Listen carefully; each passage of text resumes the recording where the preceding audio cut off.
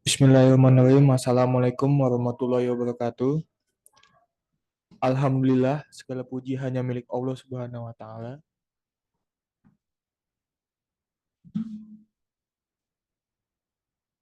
Coba mas, tes nih mas.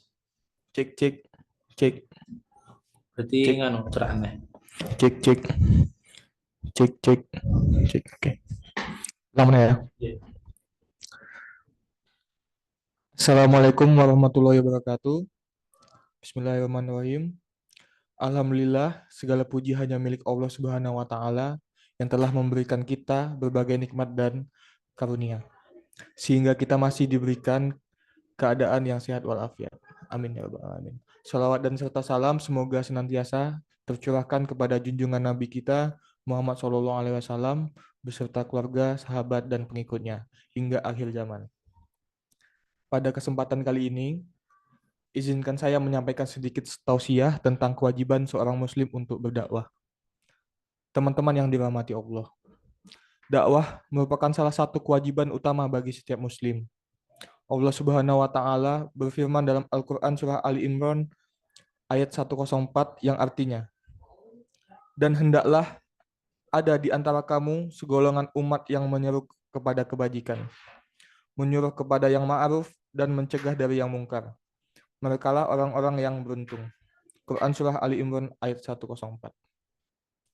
Dalam ayat ini menegaskan pentingnya berdakwah, yaitu mengajak kepada kebaikan dan mencegah kemungkaran. Kemudian, berdakwah tidak hanya menjadi tugas para ustadz atau dai, melainkan kewajiban kita sebagai setiap muslim sesuai dengan kemampuannya. Teman-teman yang dimuliakan Allah, Rasulullah SAW bersabda, sampaikanlah dariku walau hanya satu ayat. Hadis riwayat Bukhari. Dalam hadis ini menunjukkan bahwa setiap kita tidak peduli seberapa sedikit pengetahuan yang kita miliki, tetap memiliki tanggung jawab untuk menyampaikan kebaikan dan kebenaran. Bahkan dengan menyampaikan satu ayat atau satu hadis yang kita pahami dengan baik, kita sudah turut serta dalam dakwah. Teman-teman sekalian, dalam berdakwah ada beberapa hal yang perlu kita perhatikan. Yaitu yang pertama adalah ilmu yang kita sampaikan adalah ilmu yang benar. Pastikan apa yang kita sampaikan adalah ilmu yang sahih. Jangan sampai kita menyebarkan informasi yang salah atau tidak valid. Untuk itu, kita harus senantiasa belajar dan meningkatkan pemahaman kita tentang ajaran Islam. Yang kedua, berdakwahlah dengan niat yang ikhlas. Berdakwah harus dilakukan dengan niat yang ikhlas karena Allah Subhanahu wa taala semata, bukan untuk mencari popularitas atau pujian manusia. Ingatlah bahwa segala amalan tergantung pada niatnya. Sebagaimana sabda Rasulullah SAW, sesungguhnya setiap amal tergantung pada niatnya. Hadis riwayat Bukhari dan Muslim. Kemudian yang selanjutnya adalah berdakwah dengan metode yang baik. Sampaikanlah dakwah dengan cara yang bijak dan penuh hikmah. Allah berfirman dalam surah An-Nahl ayat 125, serulah manusia kepada jalan Tuhanmu dengan hikmah dan pelajaran yang baik, dan bantahlah mereka dengan cara yang baik. Quran surah An-Nahl ayat 125. Metode yang baik juga mencakup memahami kondisi dan karakteristik orang yang kita dakwahi.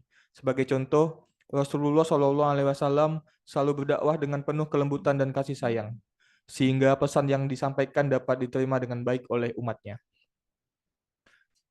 Kemudian yang terakhir adalah kesabaran. Berdakwah memerlukan kesabaran yang tinggi, karena tidak semua orang akan menerima dakwah yang kita berikan. Tetaplah berusaha dan berdoa agar Allah membukakan hati mereka.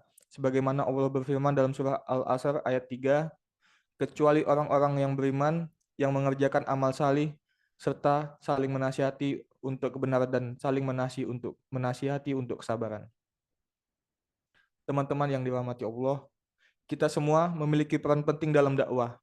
Sebagai seorang muslim, mari kita mulai dari diri sendiri, keluarga dan lingkungan sekitar. Jadikan dakwah sebagai bagian dari kehidupan kita sehari-hari.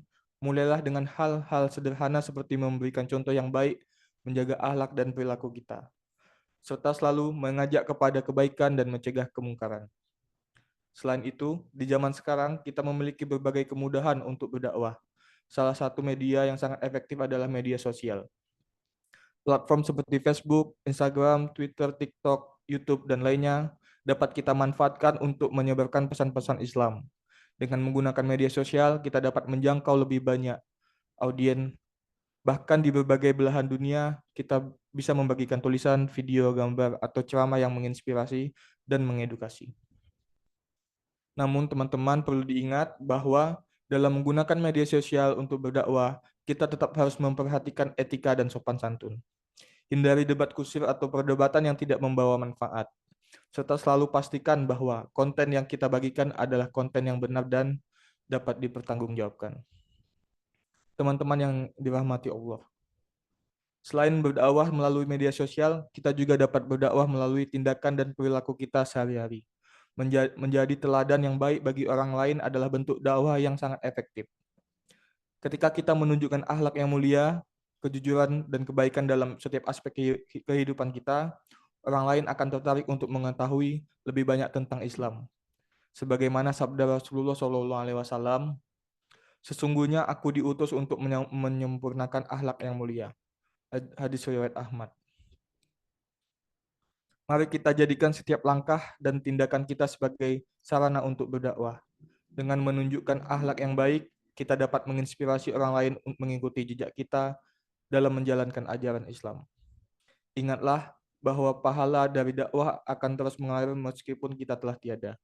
Sebagaimana sabda Rasulullah SAW, barang siapa yang menunjukkan kepada kebaikan, maka dia akan mendapatkan pahala seperti pahala orang yang mengerjakannya. Hadis riwayat Muslim. Semoga kita termasuk dalam orang-orang yang beruntung, yang senantiasa menyeru kepada kebajikan dan mencegah dari kemungkaran. Amin ya rabbal alamin. Cukup sekian tausiah dari saya pada kesempatan kali ini. Jika ada salah saya mohon maaf. Saya tutup. Wabillahi taufiq wal hidayah. Wassalamualaikum warahmatullahi wabarakatuh.